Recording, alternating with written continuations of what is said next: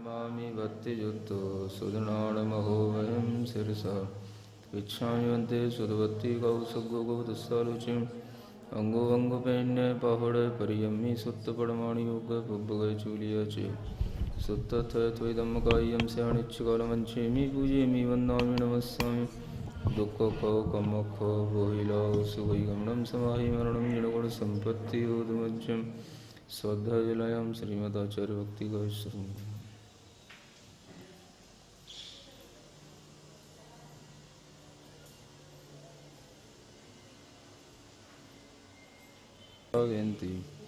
ये नित्यमृतमन्त्रो मनिरताध्यानाग्निहोत्रकुल सटुकर्मा विरतास्तपोधनदन दुक्रिया साधव शीलप्रवरणा गुणप्रहरणाश्चन्द्रार्क्यते ज्योतिका मोक्षद्वारकपाटपाटनभटा प्रीणन्तु मां गुरवः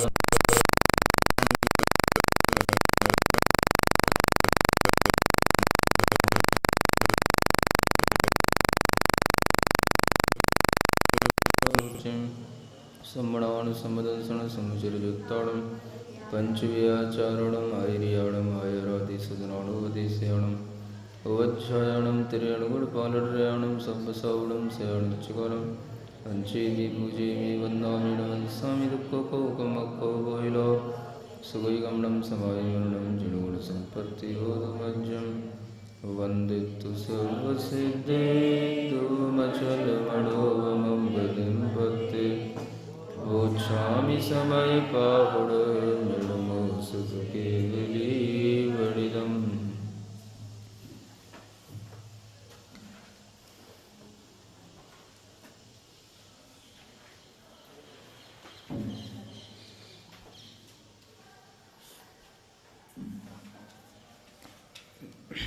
अजीब अधिकार चल रहा है।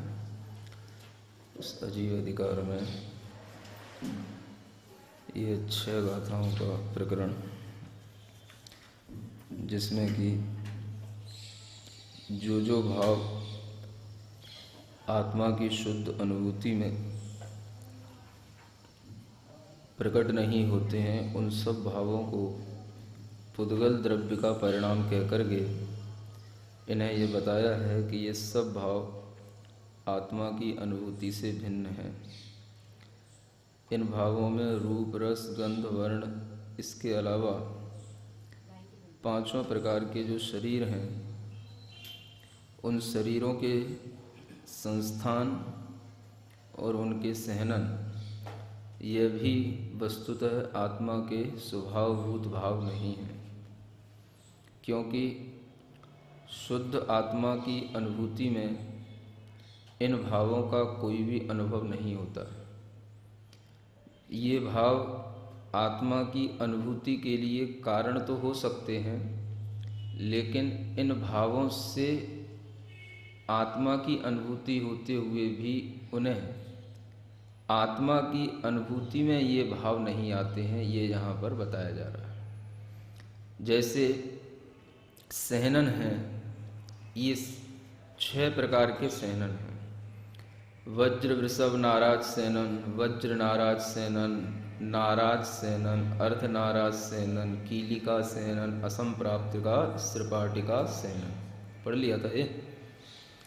यद वज्र वृषभ नाराचम, वज्र नाराचम, नाराचम, अर्ध नाराचम, कीलिका असंप्राप्ता स्त्रिपाटिका वा सहननम तत्सर्वम अपि नास्ति जीवस्य पुद्गल द्रव्य परिणाममयत्वे सति अनुभूतेर्भिन्नत्वात्। ये 6 प्रकार के सेनन भी जीव के स्वभावभूत भाव नहीं हैं और अनुभूति में ये नहीं आते हैं। तो कौन सी अनुभूति में नहीं आते हैं, ये अपने को यहाँ पर भूमिका जरूर ध्यान में रखना है। यहाँ लिखा है अनुभूतेर्भिन्नत्वात्। यहाँ ये नहीं लिखा कि कौन सी अनुभूति से भिन्न है।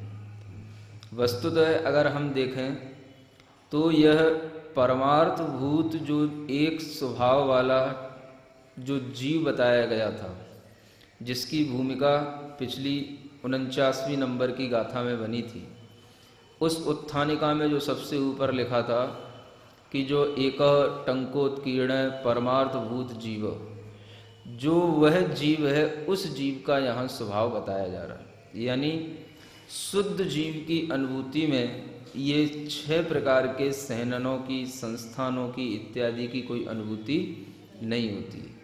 इसे लोग जब अपनी अनुभूति के साथ में जोड़ लेते हैं तो इसके अर्थ के अनर्थ भी बहुत निकाले गए हैं। वज्र वृषभ नाराज सेनन है या कोई भी अन्य सेनन है, इन सेननों की ध्यान में उपयोगिता होती है, क्योंकि बिना सेनन के कभी भी ध्यान की प्राप्ति नहीं होती। उत्तम सहननस्य एकाग्र चिंता निरोधो ध्यान मांतर मुहूर्तात्, ऐसा कहा गया है तत्वार्थ सूत्र में। यानी उत्तम सहनन वाले के लिए ही वह एकाग्र चिंता या एकाग्र परिणति उसकी जो बनती है, उसी का नाम वस्तुतः ध्यान कहा गया।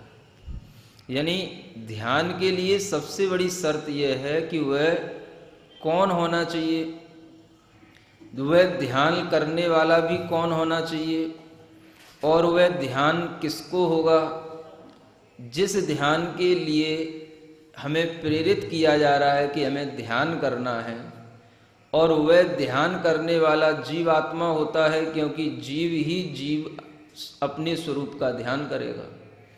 तो अपने स्वरूप का ध्यान करने के लिए हमें पराश्रितता क्यों कर दी, उत्तम सहननस्य, क्या समझे, जिसके लिए उत्तम सहनन होगा उसी को ध्यान मिलेगा, जो केवल ज्ञान का कारण।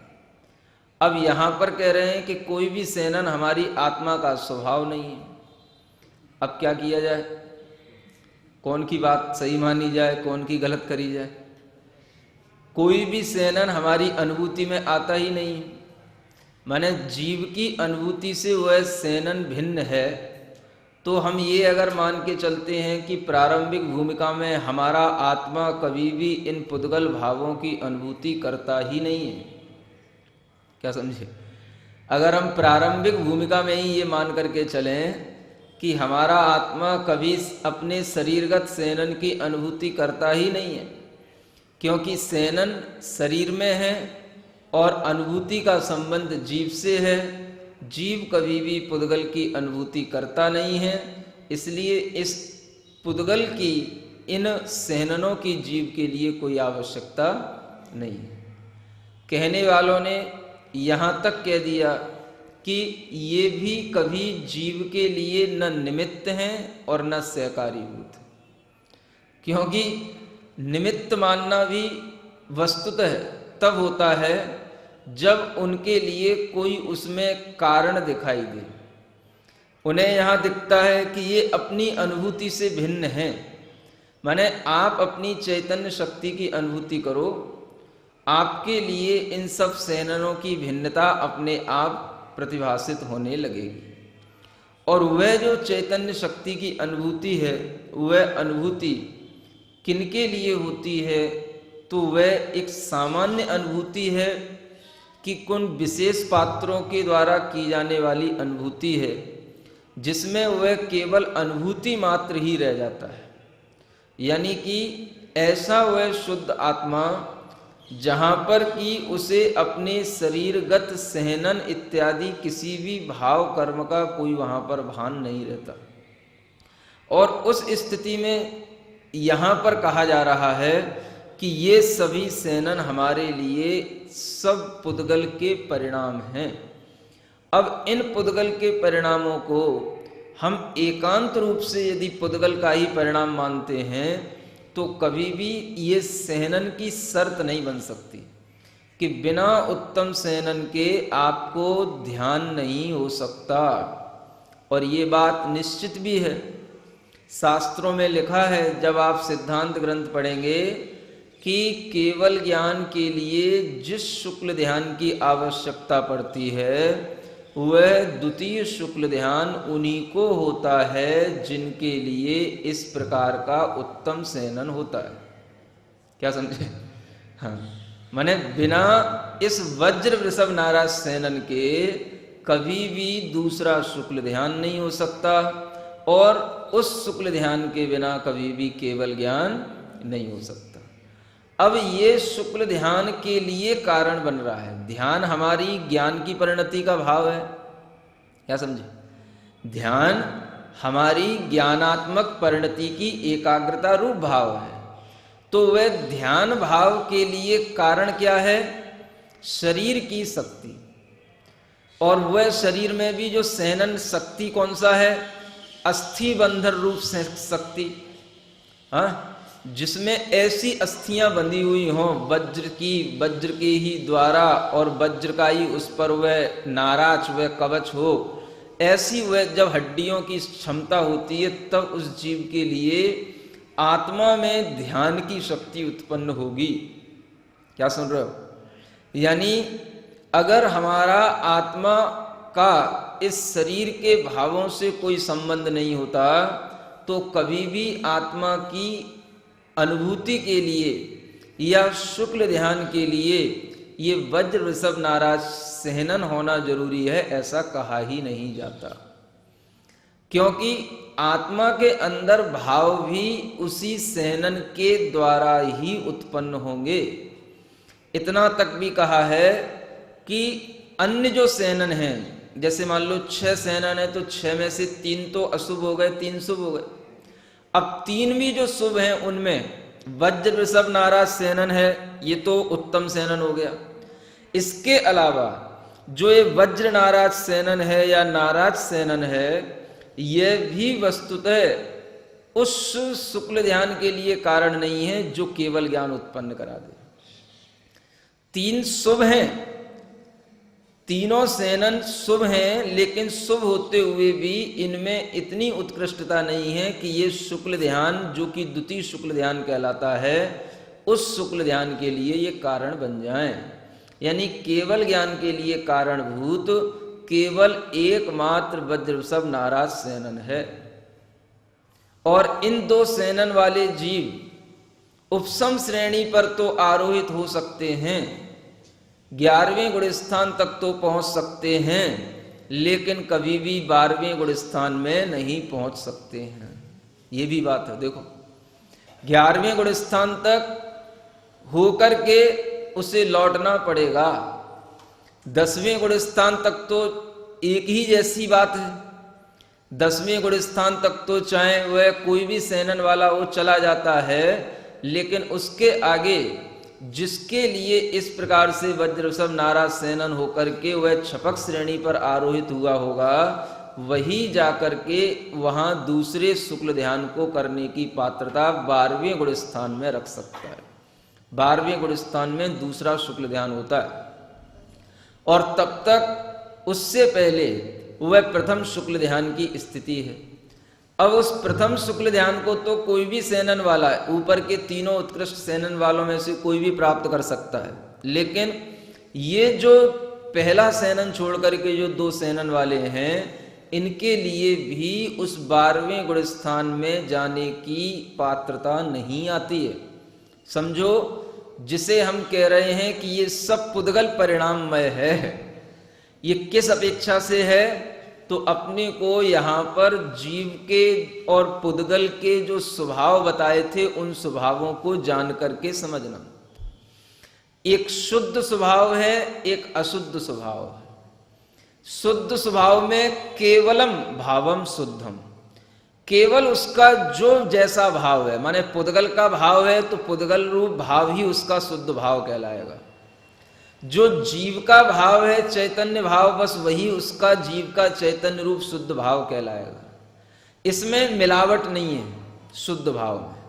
तो यहां पर जो कहा जा रहा है कि ये पुद्गल द्रव्य के परिणाम हैं, तो चूंकि ये शुद्ध निश्चय की अपेक्षा से कहा जा रहा है, जिसमें शुद्ध स्वभाव रूप उस पुद्गल के ही भावों को यहां पर स्वीकार किया जा रहा है। क्योंकि अगर हम केवल शुद्ध स्वभाव को ही मानेंगे तो कभी भी हमारी अनुभूति के लिए हमें किसी सेनन की अपेक्षा करनी ही नहीं पड़ेगी। और किसी कर्म के उदय की भी अपेक्षा नहीं रहेगी, जबकि ये सब कर्म के उदय से ही मिलने वाले सेनन हैं। ये कर्म का उदय और भीतर कर्म का उदय आत्मा में, और शरीर में ये नौ कर्म रूप से परिणति। तो एक कर्म का भी और नौ कर्म का भी आत्मा के साथ में कितना घनिष्ठ संबंध है, इसे आप समझ सकते हैं। ये जाना जाता है इस अशुद्ध स्वभाव के माध्यम से, या विभाव रूप परिणमन को प्राप्त हुआ वह अशुद्ध जीव जिसमें कि कर्म के उदय के कारण से ही शक्ति प्राप्त हो रही है।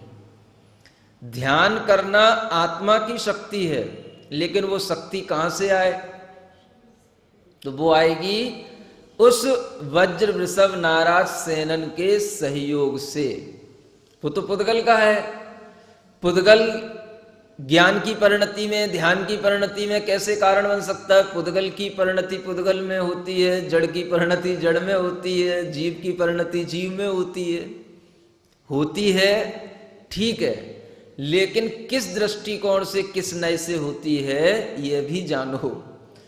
जब तक वह जीव का अशुद्ध परिणमन चल रहा है, तब तक उस जीव की परिणति पुद्गल में और पुद्गल की परिणति जीव में भी होती है। इसी को कहा गया है कि जीव और पुद्गल दोनों के अशुद्ध स्वभाव हैं। जब वह बंध की हुई अवस्था में है, तब तक उनमें अशुद्ध स्वभाव रूप भी परिणमन है, विभाव स्वभाव रूप भी परिणमन है? क्या? नाराज सेनन, अर्धनाराज सेनन, तो नहीं, ये कहा जा रहा है कि नाराज और अर्धनाराज सेनन कभी भी होते हुए भी वह उसे शुक्ल ध्यान नहीं करा सकते हैं। कौन सा शुक्ल ध्यान? जो केवल ज्ञान का कारण है। तो ये बताया जा रहा है कि शुक्ल ध्यान जो आत्मा की ज्ञानात्मक परिणति मानी जाती है, कि ज्ञान की एकाग्रता का नाम ध्यान है, तो वह तो आत्मा की परिणति चल रही है ज्ञान रूप, और उसकी एकाग्रता करना है, लेकिन वह इतनी स्वतंत्र नहीं है कि वो अपने आप एकाग्रता उसमें आ जाए। उसकी स्वतंत्रता कितनी बाधित है कि बिना उत्कृष्ट सेनन के वह कभी भी द्वितीय शुक्ल ध्यान नहीं कर सकता है। और सेनन, ये जो शर्त लगाई गई है, ये पुद्गल की है, इसमें पुद्गल का परिणाम है। ये पुद्गल का परिणाम जीव के परिणाम में कैसे निमित्त बन सकता है? क्या समझे? पुद्गल का परिणाम और जीव के परिणाम में निमित्त, यही तो सबसे बड़ा मिथ्यात्व है। ये मानना ही मिथ्यात्व है, और इस मिथ्यात्व को माने बिना कभी तुम्हें मुक्ति नहीं होगी, ये भी उतना ही सच है। क्या समझे? हाँ, अगर ये मिथ्यात्व है तो इस मिथ्यात्व को भी मानना पड़ेगा तुम्हें, कि उत्तम सेनन के बिना, वज्र वृषभ नाराज सेनन के बिना कभी भी वह ध्यानात्मक परिणति नहीं बनती है। ज्ञान की परिणति अपने आप में स्वतंत्र है, पुद्गल की परिणति स्वतंत्र है। स्वतंत्र होते हुए भी वो कब स्वतंत्र होती है?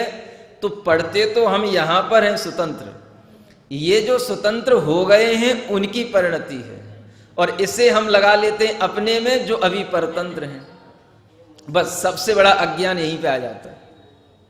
जो परिणति अपने अंदर है नहीं, और वह जो परिणति जिन्हें प्राप्त हुई है, उसे हम अपने अंदर लगा करके कि यह भी वस्तुतः हमारी भी ऐसी परिणति होती। देखो यहां कहा जा रहा है ना, ये अनुभूति से भिन्न है, माने ज्ञान की पर्याय में ये कोई भी साधक नहीं है। ज्ञान की जो पर्याय उत्पन्न होगी उसके लिए इनका कोई भी निमित्त नहीं है। वह निमित्त तो कह दिया जाता है। किस लिए कह दिया जाता है? कि उसके साथ में वो होता है। केवल ज्ञान हो गया तो केवल ज्ञान के साथ साथ क्या था? तो जो जो चीजें साथ थी उनको वह निमित्त कह दिया। क्या समझे? यानी केवल ज्ञान होने के बाद में निमित्त माना जाता है। निमित्त से केवल ज्ञान नहीं होता है उनके यहां पर। केवल ज्ञान जब हो जाएगा तब वो निमित्त माना जाएगा कि हाँ केवल ज्ञान हो गया तो निमित्त के रूप में कह दिया। वस्तुतः अब उस निमित्त में पृथकपना और केवल ज्ञान में पृथकपना प्रकट हो गया, अब उसको निमित्त कह रहे हैं। क्या समझे?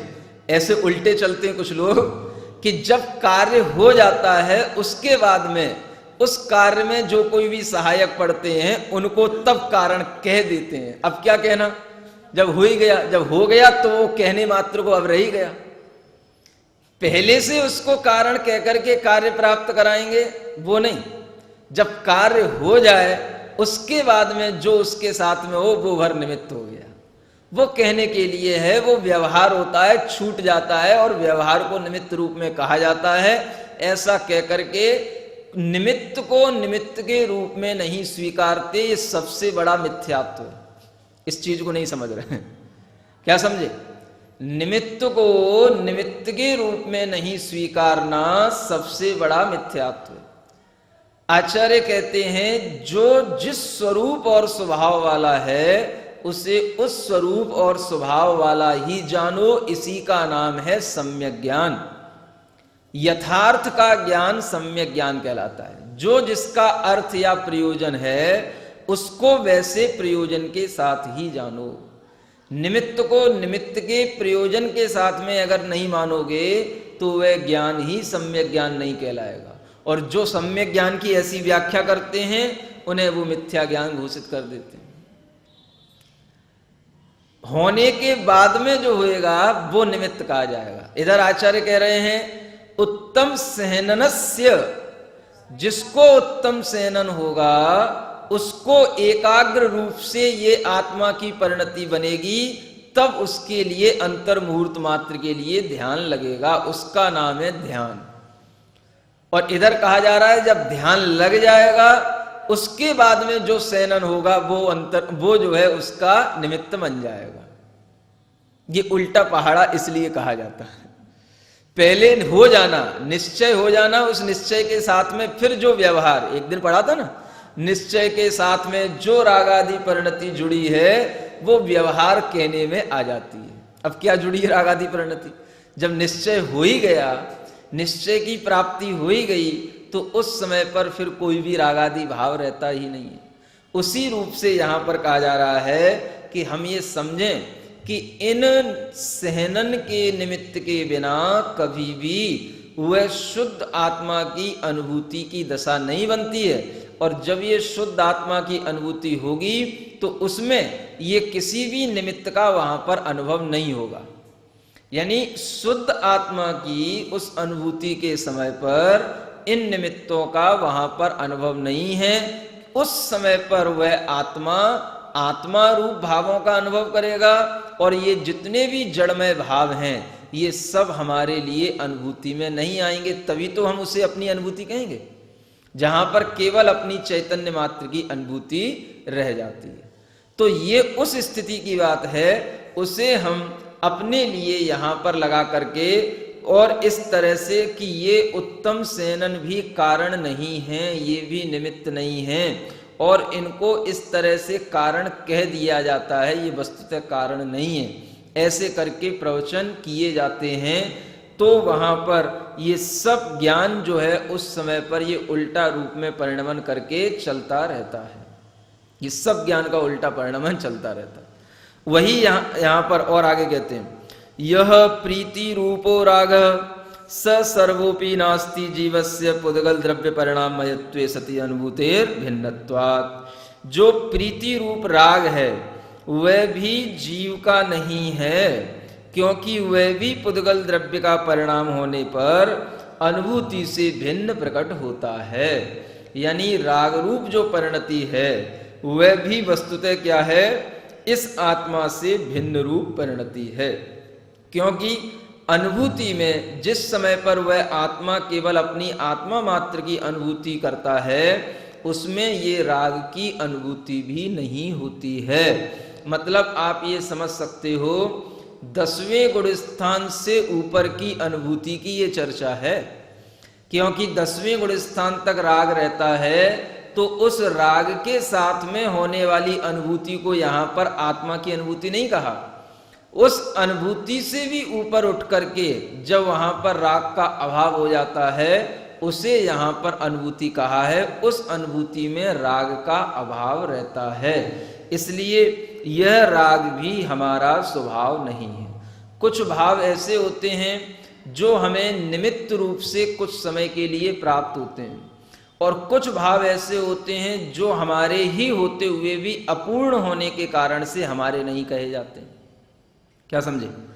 एक भाव तो वह हैं जो कर्म के निमित्त से उत्पन्न हो रहे हैं, और दूसरे भाव वह हैं जो हमारे हैं, आत्मा के हैं, लेकिन अपूर्ण हैं, इसलिए भी वो हमारे स्वभाव नहीं है। ऐसे भी भाव होते हैं, जैसे आत्मा का मने पर्यय ज्ञान, अवधि ज्ञान या श्रुत ज्ञान, जिसे सम्यक ज्ञान के रूप में कहा जाता है, ये ऐसे भाव हैं जो आत्मा के अपने भाव हैं। सम्यक ज्ञान तो हैं, लेकिन यह होते हुए भी ये आत्मा का पूर्ण स्वभाव नहीं होने के कारण से यह भी आत्मा का नहीं है, ये कहने में आ जाता है। और एक तरफ ये राग द्वेष आदि ये कर्म से उत्पन्न होने वाले भाव हैं, ये तो आत्मा के नैमित्तिक भाव हैं, निमित्त से उत्पन्न होने वाले, इसलिए ये आत्मा के स्वभाव नहीं है। ऐसी ये दो तरह की भावात्मक परिणति आत्मा में चलती है, और वो यहाँ पर दोनों रूप से दिखाई जा रही है। उसी तरीके से यो अप्रीति रूपो द्वेष है। द्वेष का मतलब प्रीति उत्पन्न नहीं करना, यही उसका द्वेष भाव है। क्या समझे? अप्रीति रूपो द्वेष, यानी द्वेष की परिभाषा बताई गई है। राग की परिभाषा क्या है? जिससे प्रीति उत्पन्न हो, ये राग हो गया। और द्वेष की है जिससे प्रीति उत्पन्न नहीं हो, ये द्वेष है। क्या समझे? हमने कह दिया कि हमें आपसे ना प्रीति है ना प्रीति है। क्या समझे? हमने कह दिया हमें आपसे कोई मतलब नहीं है। अब ये भाव हमारा राग द्वेष से ऊपर उठा हुआ है कि अप्रीति रूप भाव है, इसको समझना बहुत कठिन होता है। क्या समझे? इसमें क्या कहा? द्वेष किसे कहते हैं? जिसमें प्रीति रूप भाव ना हो, अप्रीति रूप भाव हो, उसका नाम है द्वेष भाव। माने हमें प्रीति नहीं है। अब हमें प्रीति नहीं है आपसे, इसके कई भाव आपके सामने आ सकते हैं। हमें आपसे कोई मतलब नहीं है, एक ये भी भाव है। अब जो भाव इन राग और द्वेष से ऊपर उठा रहता है, उसमें न प्रीति होती है न अप्रीति होती है। क्या समझे? उसमें न किसी से राग रूप परिणाम है, न किसी से द्वेष रूप परिणाम है वो भाव, और जो ये अप्रीति रूप भाव है द्वेष भाव, इस भाव में बहुत अंतर होता है। जहां पर ये राग और द्वेष से ऊपर उठा हुआ परिणाम होगा, वहां पर उस व्यक्ति या उस द्रव्य के बारे में उसके अंदर कोई विचार भी नहीं होगा। उसके बारे में वह किसी भी प्रकार का सोचेगा ही नहीं, ना अच्छा न बुरा। क्या समझे? और यहां जब राग भाव होगा तो उसके लिए वह प्रीति रूप भाव रख के सोचेगा, और जब द्वेष भाव होगा तो उससे वह अप्रीति रूप भाव रहेगा। अप्रीति रूप भी एक भाव है, माने हमें इससे दूर हटना है, हमें इससे मिलना नहीं है, हमें इसको देखना नहीं है, हमें इससे बात करना नहीं है, ये कहलाया अप्रीति रूप भाव। क्या समझे? लोग समझते हैं कि हम राग द्वेष से ऊपर उठ गए, ये वस्तुतः क्या है? ये अप्रीति रूप भाव है। और जो राग द्वेष से ऊपर उठा हुआ भाव आएगा, उसमें उसके लिए न कोई मिलने का भाव, न उससे छूटने का भाव, कोई भाव नहीं होगा, वो अपने भाव में रहेगा। क्या समझे? वो कहलाता है राग द्वेष से ऊपर हुआ भाव। तो कई लोग अपनी इस अप्रीति रूप परिणाम को सोच लेते हैं कि हम तो भैया मध्यस्थ हैं, हमें उनसे कोई मतलब है नहीं, तुम्हारा मन आए सो करो।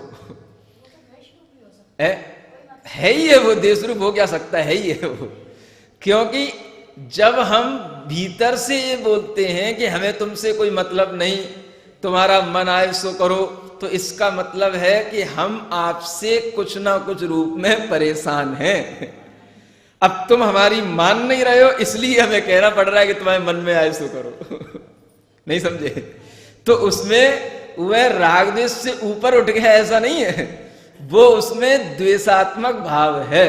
अब उसमें क्या होता है, यदि वो अपने मन की कर लेता है तो भी वह उससे नाराज होता है, और यदि वह अपने मन की नहीं करता है तो भी वो कहता है कि हमने तो कुछ किया ही नहीं तुम्हारे लिए, हमने तो तुमसे मना किया ही नहीं, अब तुमने नहीं किया तो तुम जानो। हाँ, तो ये परिणति भी वस्तुतः एक द्वेषात्मक परिणति होती है। इसे कहते हैं अप्रीति रूप परिणति। प्रीति नहीं है इसका मतलब ये नहीं है कि हम राग द्वेष से ऊपर उठ गए।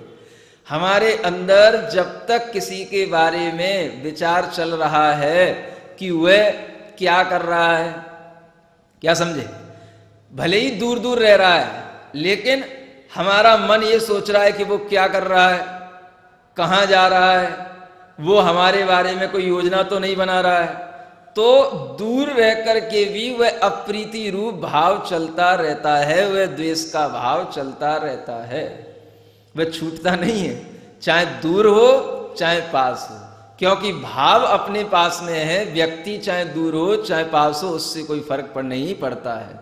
इसलिए ये अप्रीति रूप भाव भी ये वस्तुतः उस अनुभूति में नहीं रहता। इसलिए कहा जाता है कि ये राग द्वेष से ऊपर उठी हुई वीतराग परिणति में होने वाली ये अनुभूतियां हैं। यह तत्व अप्रतिपत्ति रूपो मोह स सर्वोपि नास्ति जीवस्य पुद्गल द्रव्य परिणामयत्वे सति अनुभूतेर भिन्नत्वात्। क्या कहते हैं, मोह किसे कहते हैं? देखो, जो तत्व की अप्रतिपत्ति रूप है, यानी जिसमें तत्व का कोई ज्ञान नहीं है, वह वस्तुतः कहलाया मोह। क्या कहा? जिसमें तत्व की प्रतिपत्ति नहीं होती है। प्रतिपत्ति का मतलब होता है उसका जानना या उसका अनुभव करना। जब तक हमें तत्व का अनुभव नहीं हो रहा है तब तक वह मोहरूप परिणाम ही कहलाता है। क्या समझे? एक तो मोहरूप परिणाम जो हमें तत्व को जानने नहीं देता, वह मोहरूप परिणाम यहां अध्यात्म में नहीं है। यहां कौन सा? जो हमें तत्व को अनुभव नहीं करने देता, ऐसा मोह परिणाम सामान्य मोह जिसे कहा जाता है। जैसे एक सामान्य ज्ञान था ना, जो 12वें गुणस्थान तक रहता है अज्ञान के रूप में, ऐसे सामान्य रूप से अज्ञान भाव, ऐसे ही एक सामान्य मोह भाव होता है जिसके रहने पर आत्मा की शुद्ध अनुभूति नहीं होती है। वही कहलाता है तत्व की अप्रतिपत्ति रूप वह मोह भाव भी पुद्गल द्रव्य का परिणाम होने से आत्मा की अनुभूति का विषय नहीं होता। ये मिथ्यात्व अविरति कषाय योग लक्षणा प्रत्यया ते सर्वो अपि ते सर्वे अपि, सर्वे ही होगा क्योंकि वो गलत लिखा रहता। हाँ, नहीं, विभक्ति के हिसाब से ते सर्वे अपि, ये ते बहुवचन है तो सर्वे भी इसी रूप में बनेगा। सर्वः सर्वो सर्वे न संति जीवस्य पुद्गल द्रव्य परिणाम मयत्वे सति अनुभूतिर भिन्नत्वात्। ये भी जीव के परिणाम नहीं हैं। देखो, ये बहुत अच्छी चीज जानने योग्य है। मिथ्यात्व, अविरति, कसाय और योग, ये सभी प्रत्यय जीव के स्वभावभूत नहीं है, क्योंकि ये पुद्गल के परिणाम से आत्मा में उत्पन्न होते हैं। ये बहुत अच्छी ध्यान में रखने वाली बात बताई जा रही है कि मिथ्यात्व भाव पुद्गल के परिणाममय है और वह जो है आत्मा की अनुभूति से भिन्न है। कौन सा भाव? मिथ्यात्व भाव। यानी मिथ्यात्व जो है वो आत्मा का स्वभावगत भाव नहीं है। तो मिथ्यात्व का उल्टा क्या है? सम्यक्त्व भाव। तो सम्यक्त्व भाव तो आत्मा का स्वभावगत भाव हुआ। सम्यक्त्व भाव आत्मा के अनुभूति के रहने वाला भाव है। क्या समझे? क्योंकि ये कर्म के उदय से नहीं है, ये कर्म के उपशम, क्षय इत्यादि के माध्यम से आत्मा में उत्पन्न होने वाला भाव है। छायोपशमिक भाव भी यदि है तो वह भी उस सम्यक दर्शन में दोष उत्पन्न करा देता है, लेकिन आत्मा के उस सम्यक्त गुण का विघातक नहीं है, घात करने वाला नहीं होता। तो ये आत्मा के भाव होने के कारण से इनको सम्यक्त भाव को हम पुद्गल का भाव नहीं कहेंगे। क्या समझे? मिथ्यात्व भाव पुद्गल का भाव है, पुद्गल के परिणाम कर्म से उत्पन्न हुआ है, लेकिन सम्यक्त्व का भाव पुद्गल का भाव नहीं है, क्योंकि ये आत्मा की अनुभूति में उसके अंदर सम्यक्त्व भाव रहता है। जितने भी ये प्रत्यय बताए जा रहे हैं, ये सब आत्मा के प्रत्यय एक तरह से विपरीत भाव हैं आत्मा के, है ना, जो विभाव भाव के रूप में कहा जा सकता है, या कर्म के उदय से उत्पन्न होने वाले भाव हैं। ठीक है ना? अब देखो, मिथ्यात्व के बाद क्या आया? अविरति। तो ये अविरति भाव, ये भी कैसा है? ये भी पुद्गल द्रव्य के परिणाम वाला भाव है, क्योंकि अनुभूति में अविरति नहीं होगी। और अविरति का उल्टा क्या होता है? विरति। क्या समझे? अविरति का उल्टा क्या? विरति। तो अविरति भाव हमारा विभाव भाव है, न कि विरति रूप भाव अभाव भाव। ये विरति रूप भाव तो आत्मा का स्वभाव भाव है। कहां से स्वभाव भाव हो गया?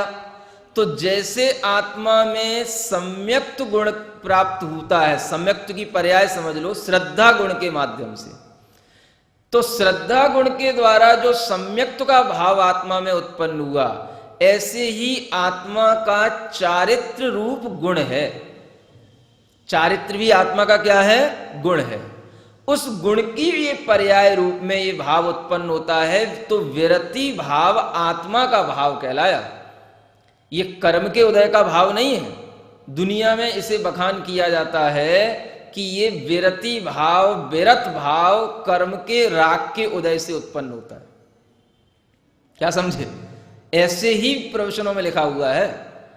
और यहां आचार्य कहते हैं कि ये विरति भाव राग के उदय से नहीं है, अविरति भाव ये हमारे राग आदि कर्मों के उदय से है। क्योंकि इन भावों का अभाव होने पर जो विरति भाव उत्पन्न होगा, वो विरति भाव क्या होगा? वो आत्मा का स्वभावभूत भाव होगा। तो व्रत जो है वो आत्मा का स्वभावभूत भाव है। इसीलिए यही जो भाव है वो आगे बढ़ता बढ़ता वह चारित्र में ढलता चला जाता है। सामायिक रूप, यथाख्यात रूप, वो कहीं छूट करके उचट करके कहीं चला जाता हो, ऐसा नहीं होता है। वह उसी चारित्र की परिणति है, तो उसी चारित्र में वो ढलता चला जाता है। हाँ, इतना जरूर है कि उसमें दो परिणाम रहते हैं।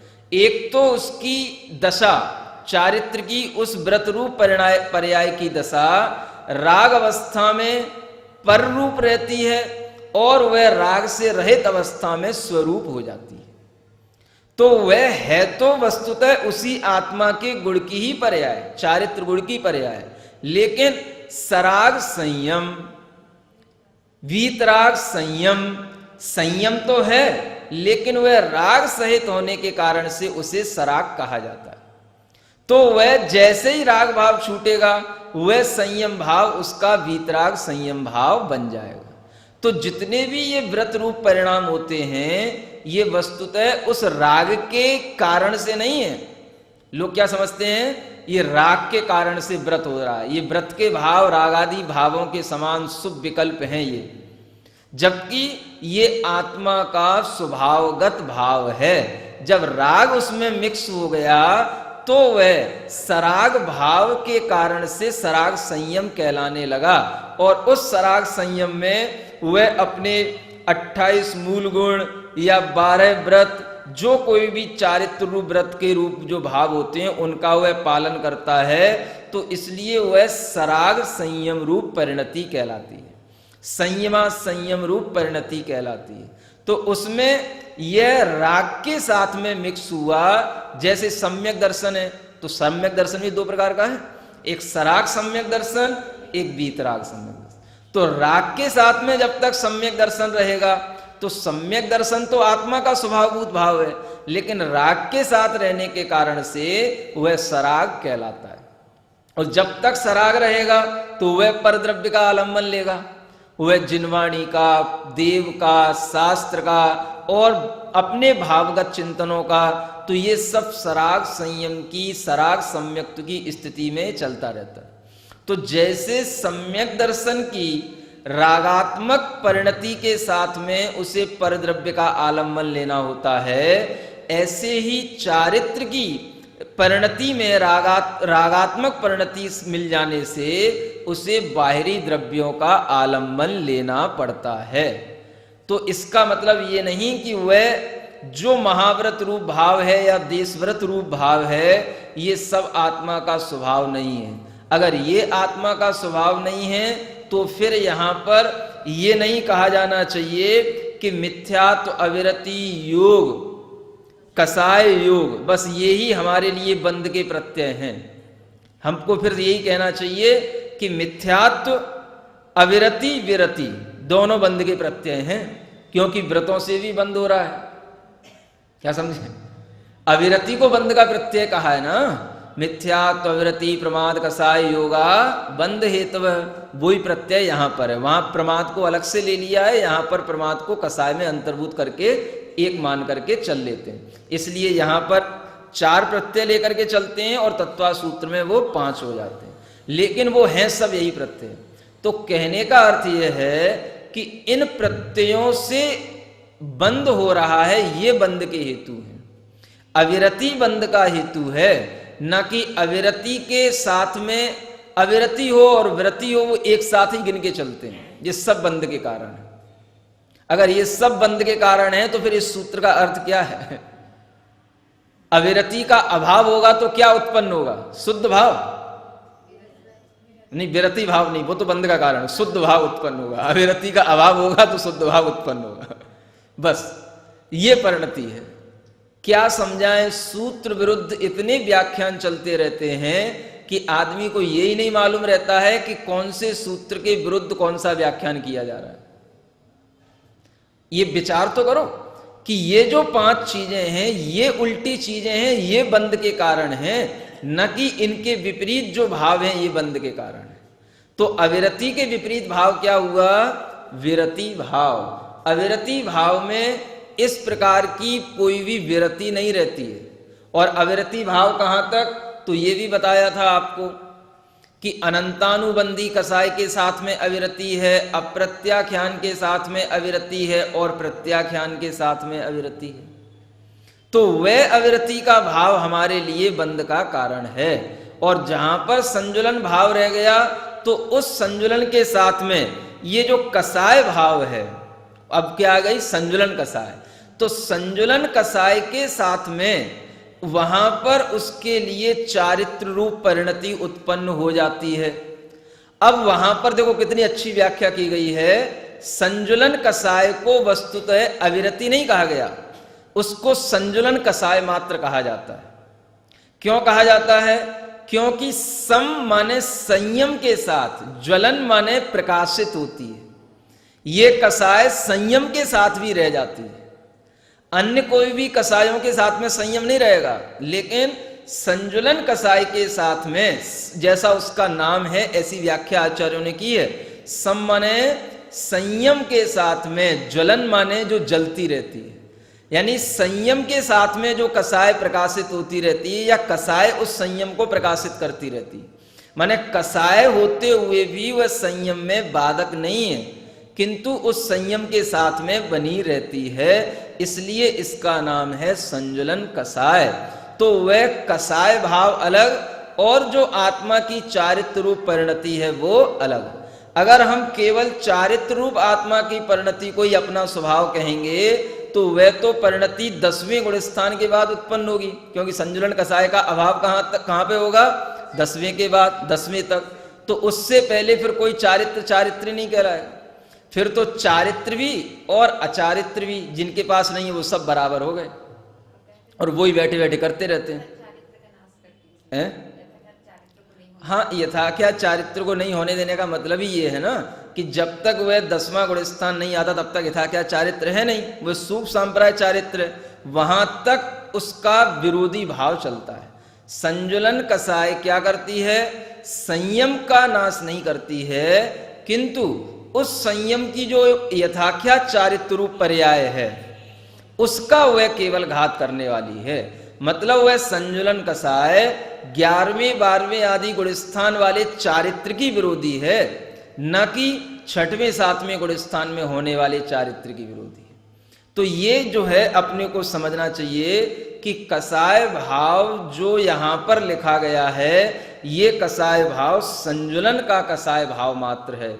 और इस संजुलन के कसाय भाव में कभी भी ये नहीं कहा गया है कि ये जो कसाय के अभाव होने पर जो निष्कसाय भाव उत्पन्न होता है वो तो आत्मा का स्वभाव है, लेकिन इस कसाय के साथ में जो चारित्र चल रहा है वो चारित्र हमारे लिए बंध का कारण हो, ऐसा किन्हीं सूत्रों में नहीं लिखा गया है। आगे बात समझ में?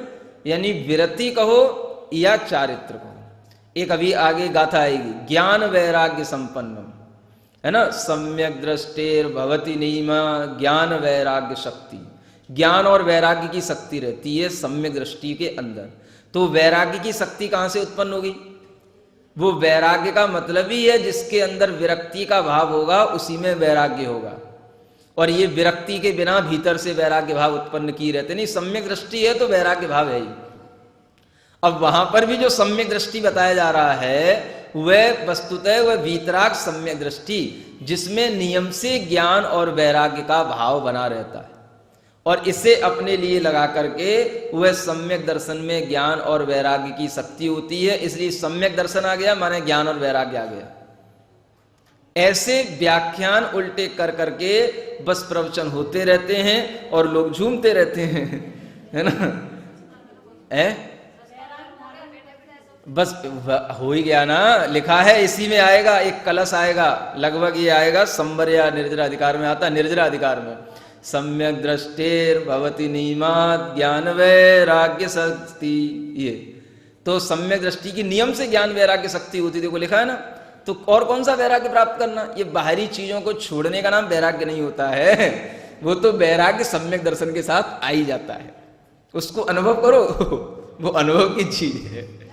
हाँ, वो तो वैराग्य का मतलब क्या है? अभी ऐसी ऐसी व्याख्याएं मिलेंगी पढ़ करके क्या बताऊंगा आपको कि वह सम्यक दृष्टि का अंदर जो राग भाव रहता है वो राग भाव तो उसके लिए रोग के समान होता है। वो तो उससे छूटना चाहता है, वो तो कर्म के कारण से छूटता नहीं है, वो उसको अपना स्वभाव तो मानता नहीं है। इसलिए वो सम्यक दृष्टि में राग भाव होते हुए भी वो उस राग भाव का उसके ऊपर कोई प्रभाव नहीं पड़ता है। इसलिए उसका सम्यक दर्शन वीतराग ही कहलाता है। ये सराग तो कहने की बात है, सब कुछ यहीं बैठे बैठे होता है, ऐसी उल्टी उल्टी व्याख्याएं कर करके। वीतराग सम्यक दर्शन हो जाता है, वीतराग विज्ञान हो जाता है, वीतराग चारित्र हो जाता है, और वह सब स्वरूपाचरण चारित्र होकर के सब उसी में लीन बैठे हुए बने रहते हैं। और वह सब भीतर भीतर बस देखो ये आत्मा का अनुभव, ये आत्मा का अनुभव ये होता रहता है।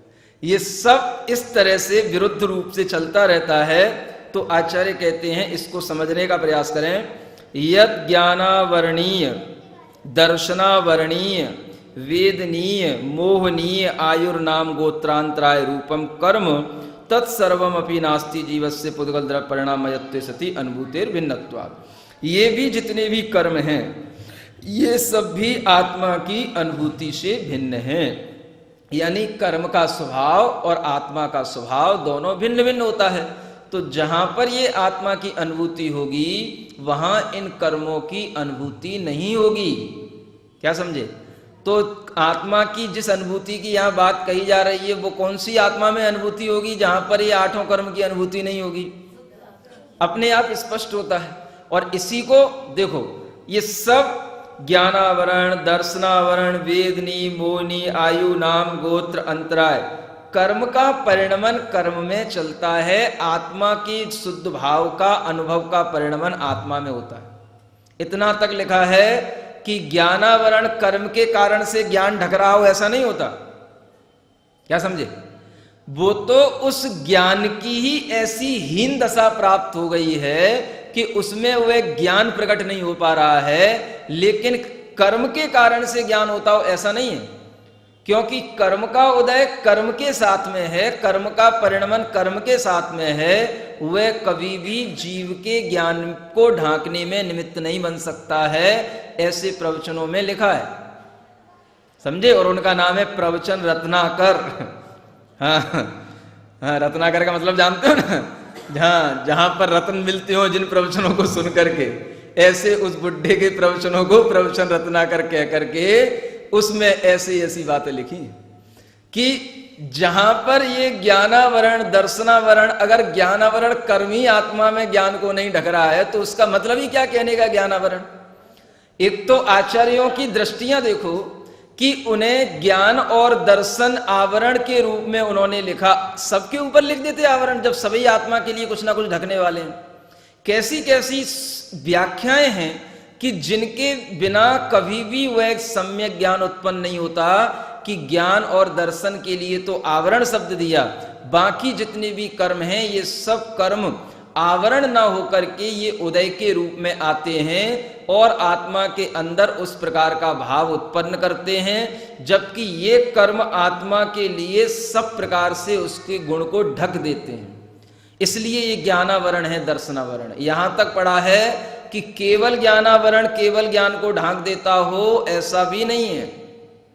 वो केवल ज्ञानावरण का परिणमन केवल ज्ञानावरण कर्म में है, आत्मा में ऐसी हीन दशा है जिसके कारण से वह उस केवल ज्ञान को प्रकट नहीं कर पाता है। बस उसमें निमित्त से कुछ हो रहा हो ये नहीं, माने कर्म के आवरण से भी आत्मा के ज्ञान में आवरण नहीं है। इस प्रकार से निमित्त को बिल्कुल नहीं मानना, ये एक बहुत बड़ा सम्यक एकांत बनाया जा रहा है, और निमित्त को मानना ये मिथ्यात्व बताया जा रहा है। और इधर आचार्य कहते हैं कि जब तक ये केवल ज्ञानावरण कर्म का उदय है तब तक आत्मा में केवल ज्ञान उत्पन्न नहीं होता, इसलिए इस आवरण के अभाव से ही आत्मा में उस कार्य की प्रादुर्भाव होता है। ये हमारे लिए उसमें निमित्त है जो उस ज्ञान को उत्पन्न नहीं होने दे रहा है। ये कारण कहा गया है और उस कारण को स्वीकारना नहीं।